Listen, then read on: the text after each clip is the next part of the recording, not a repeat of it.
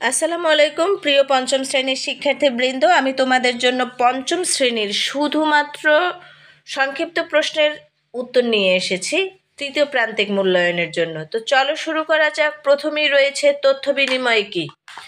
তথ্য বিনিময় হলো এমন একটি প্রক্রিয়া যার মাধ্যমে কোনো তথ্য বন্ধু, পরিবার ও অন্যান্য মানুষের সঙ্গে আদান প্রদান করা হয়।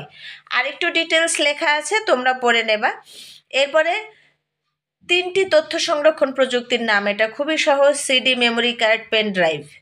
এরপরে 3 নম্বর প্রশ্ন হচ্ছে কোন প্রযুক্তির সাহায্যে আমরা তথ্য বিনিময় করি? তোমরা ভালো করেই জানো যে আমরা আইসিটির সাহায্যে তথ্য বিনিময় করি, যেমন computer, internet, email, television, radio. Internet কি? ইন্টারনেট হচ্ছে পৃথিবীর বিভিন্ন প্রান্তের কম্পিউটারগুলোকে সংযুক্তকারী এক বিশাল নেটওয়ার্ক। 5 নম্বরের প্রশ্ন হচ্ছে বাংলাদেশে ব্যবহৃত 3টি সার্চ ইঞ্জিনের নাম। তোমরা এটা জানো, গুগল, ইয়াহু আর পিপিলিকা।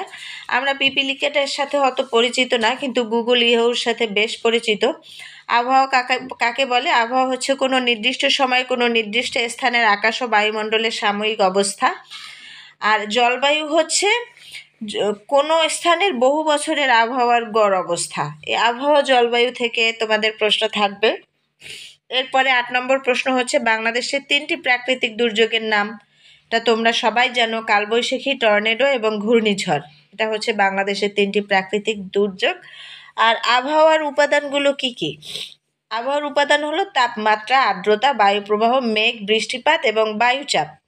10 নম্বর প্রশ্ন হচ্ছে বৈশ্বিক উষ্ণায়ন কি?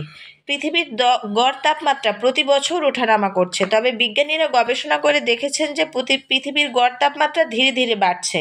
এটাই হচ্ছে বৈশ্বিক উষ্ণায়ন। আর বৈশ্বিক উষ্ণায়নের কারণ কি?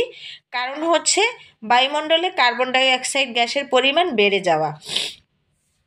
3টি জীবাশ্ম জ্বালানির নাম, কয়লা, তেল ও প্রাকৃতিক গ্যাস।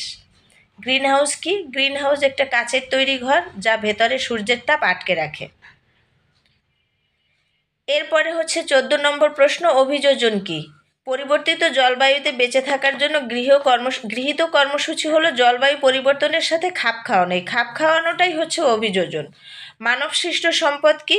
মানুষ তার চাহিদা পূরণের জন্য যে সকল সম্পদ তৈরি করে তাই মানব সৃষ্ট সম্পদ।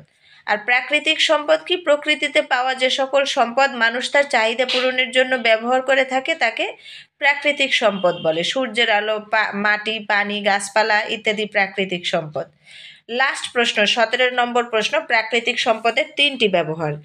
1 নম্বর হচ্ছে প্রাকৃতিক সম্পদ থেকে আমরা খাদ্য, বস্ত্র, বাসস্থান, শক্তি পাই। সূর্য থেকে বিদ্যুৎ পাই, আর বায়ু প্রবাহ থেকে ব্যবহৃত উইন্ডমিলের সাহায্যে বিদ্যুৎ উৎপাদন করি। আজ এই পর্যন্তই। সবাই ভালো থেকো। আল্লাহ হাফেজ।